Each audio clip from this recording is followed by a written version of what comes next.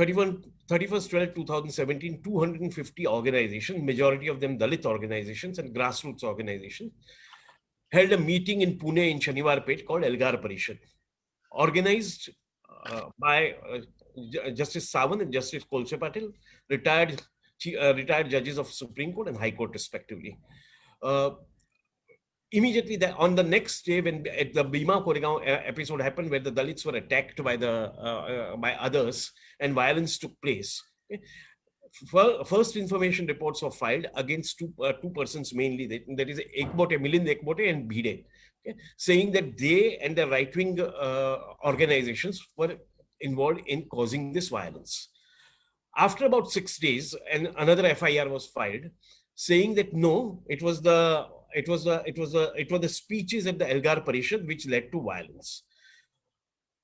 But at that time, it was only Indian Penal Code people who were present at Elgar Parishad who were implicated, etc. In April, they changed it, and subsequently they brought in UAPA. They raided people's houses who were never present at, in Elgar Parishad. Finally, in June, they arrested 6 persons, including Surendra Gadling and various other people were arrested. In August, they arrested, then it took a nationwide turn in August when they arrested 5 more people. And they started taking action against Anand Teltumde and Gautam Navlakha, who were both not arrested at that time, but were out on bail, anticipatory bail. It was after that 2 charge sheets came to be filed. One in respect of the first batch of arrestees in November 18, and in February 19, another charge sheet came to be filed in respect of those who were arrested after this, the 4 others who were arrested after this. In January 2020, okay, for reasons which are too obvious to be stated, the NIA took over the investigation from the Pune police. And in April 2020, Gautam Navlakha and Anand Teltumde were arrested. Subsequent to that, till now, during the lockdown period, 5 more persons have been arrested. One was Heni Babu, who's from Delhi. 3 persons from the Kabir Kala Manch and the related Elgar Parishad issues, Sagar, Ramesh and Jyoti, and Father Stan Swami, who was the last person to be arrested in this hold down. And while filing the charge sheet, the prosecution has said that we are still continuing the investigation. So 3 charge sheets are already filed. Maybe there will be a 4th one, maybe there will be a 5th one, maybe there will be a 6th one. We don't know how many. The point is that till the charge sheets are filed, till all the charge sheets as NIA deems fit are filed, okay, trial will not begin. Okay, people will not get bail. Okay. People are not even getting bail on health grounds. Look at Stan Swami, for instance. Stan Swami has been is an 84-year-old man, okay, who never tried to abscond, there is not even an allegation that he tampered with any evidence. He participated in the interrogation, okay, completely. There is no allegation that he was not cooperating during the interrogation. Even then, they arrest the man and put him straight inside the jail. So that is what is the situation today. Now, what is the situation? We have got copies of the charge sheets. We are going to, the bail applications earlier filed were rejected because, as Suresh mentioned, bail is very, very difficult to get. Even COVID bail has not been granted to these people, though most of them are above 60 years. But this battle will continue in the courts. We will keep on fighting in the courts. The only thing I want to end by saying is that I have looked at all the charge sheets. I have looked at all the evidence.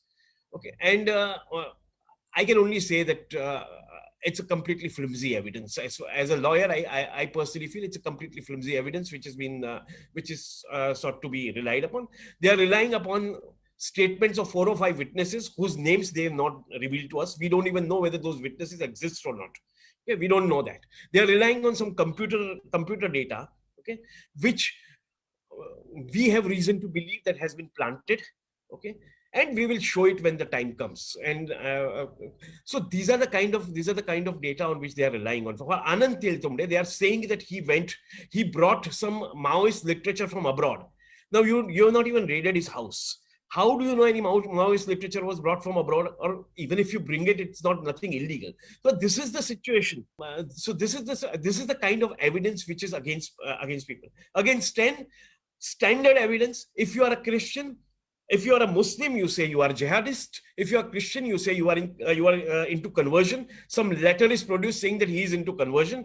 Another letter is produced saying he is a Maoist. Now, Maoism and conversion are contradiction in terms. Okay, I mean, Maoists don't believe in God. I mean, they are atheists basically. It's a question of converting, okay, somebody and saying that yes, our party is very happy that you are converting people is ridiculous. Okay, but this is the kind of evidence on which they are going by. Okay? So I personally feel that ultimately all of them will be acquitted. But as Suresh mentioned, process itself is punishment, and I hope the courts intervene in these cases and ensure that justice is done and all 16 are acquitted. Anumeha, freelance reporter, asks, could lawyer Mr. Mihir Desai please share any information, if he thinks that that's all right, on what does the charge sheet show as evidence that there was a plot by accused to assassinate the Prime Minister? This was stated as an accusation at the time of the first arrest, but with no clear information on what is proof of this allegation. Thank you. The first fiction which was put before the Supreme Court when Romila Thapar and others had filed a petition. But the fiction has been given up now, and now they've gone on to other fictions. So right now, there doesn't seem to be any serious, at least in the charge sheet, in the summary of the charge sheet, there is no mention of, everybody can rest assured that PM Modi is safe and sound. And I don't think, according to the NIA, there is any present plot to kill Mr. Modi. Let me just put it that way. So that fiction has been given up. NIA can be given a prize. NIA, Pune Police, etc. can be given a prize for a Nobel Prize for literature. But this particular fiction has been given up. That's all I can say. अभी कबीर कला मंच के जो हमारे 3 साथी arrest है, तो उसमें सागर गोरखे, ज्योति जगताप और रमेश गायचोर, ऐसे 3 लोग हैं. तो इन 3 लोगों को जो अरेस्ट किया गया है, रमेश गायचोर 38 और सागर और ज्योति 33 उम्र के हैं. ये तीनों भी लोग यलगार परिषद में जो आयोजन की जो सब जिम्मेदारी थी पूना में, तो उस आयोजन की जिम्मेदारी में एक अहम भूमिका निभाने वाले ये 3 लोग थे. तो इन 3 लोगों को इन्होंने कुछ दिन पहले अरेस्ट किया है. और इसके पहले भी जो यलगार परिषद हुआ था, तो उसके पहले जो यलगार में FIR दर्ज हुआ था वो जनवरी 2008 में हुआ था. इंट्रोगेशन हुआ था जून 2008 में, और चार्जशीट फाइल हुई थी नवंबर 2008 में. उसमें उन्होंने हमारे घर की तलाशी ली है, जिसमें हमारे फोन जब्त किए हैं, हमारे पास जो भी सामान था वो सब जब्त किया गया है. उसमें उन्हें यहाँ की पुलिस को कुछ भी नहीं मिला है. तो वो 2008 का हमारे घर पे उन्होंने जो छापा मारा है, उसके बाद फिर से 24 जनवरी 2020 को ये केस NIA को ट्रांसफर किया जाता है. अगर आपको उसमें कुछ नहीं मिलता है तो आपने NIA को केस ट्रांसफर किया है, और फिर से इंट्रोगेशन शुरू किया है इनका जुलाई में. तो इन्हें सागर, रमेश और ज्योति को बुलाया गया है, और वहां पे बुला के 3 दिन लगातार उनकी ये की गई है, इंट्रोगेशन किया गया है, जिसमें उन्होंने साफ तरीके से उनको धमकी दी थी. जिस धमकी में उन्होंने कहा था कि तुम जंगल में गए थे, तुमने उनसे ट्रेनिंग लिया था, और तुम नक्सलवादी हो, ये तुम एक्सेप्ट कर लो, मतलब 164 तुम लिख के दो तो हम तुम्हें छोड़ देंगे. तो इस तरीके से वो एक तरह की डील कर रहे थे. और मोस्टली इसमें जो सुधीर थे और हमारे गडलिंग वकील थे, तो वो लोग सब नक्सलवादी है ऐसे बोलो. और मोस्टली ये जो पूरा यलगार में जो लोग हैं उनके अगेंस्ट तुम बोल दो तो हम तुम्हें छोड़ देंगे, ऐसा डील किया था. तो उन्होंने कहा कि नहीं, हम ऐसा नहीं करेंगे, हमने ऐसा कुछ भी नहीं किया है, तो हम झूठी गवाही नहीं दे सकते, चाहे उसके लिए हमें अरेस्ट भी हो जाए. तो उसके पहले उन्होंने एक वीडियो भी बनाया है, वो वीडियो भी आप देख सकते हो, कबीर कला मंच के पेज पर है, हर जगह पे वो ये हुआ है कि उन्हें किस तरीके से ये किया गया है कि 164 दो, नहीं तो तुम्हें अरेस्ट किया जाएगा. Just like to inform others, that Ramesh Gaichor and Sagar Gorke had come out with a video one day before their arrest, in which they very clearly talked about the NIA pressurizing them to give a 164 statement, a judicial statement, to implicate the others at the cost of being arrested. And they chose to be arrested and not to give up on the illegal demand made by the NIA. This is not in isolation. As Mr. Sitaram had said earlier, a similar pattern has been followed in Delhi, being followed elsewhere also, where they are being pressurized to talk.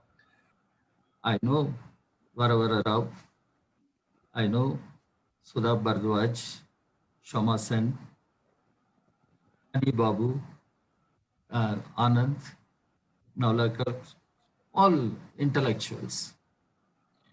When that Bhima Koregaon case came up, how many thousands of Dalits were attacked? We should think over. How many thousands of Dalits were attacked and arrested, including the youth students. We must speak up for Dalits and their rights today.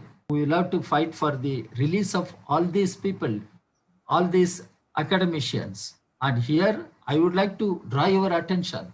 What about Dr. Sai Baba? Dr. Sai Baba is in Nagpur Central Jail. 95% disabled person. I know him personally. Perhaps you all must know Dr. Sai Baba. They are not giving him bail.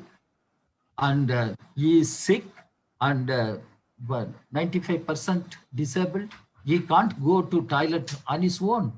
What is happening in our country? Prisoners do have rights. Does this government respect the rights of the prisoners? So inhuman this government, this ruling classes are. And we need to fight and demanding the release of Stan Swami, and that will not work. I am telling you, this government is not going to listen. I met the Home Minister on several occasions for the bail to Dr. Sai Baba. And what they told me, the charges are very grave. What are the charges against Mr. Sai Baba? Or all these Stan Swami and Sudha Bardwaj and all others? What are the charges?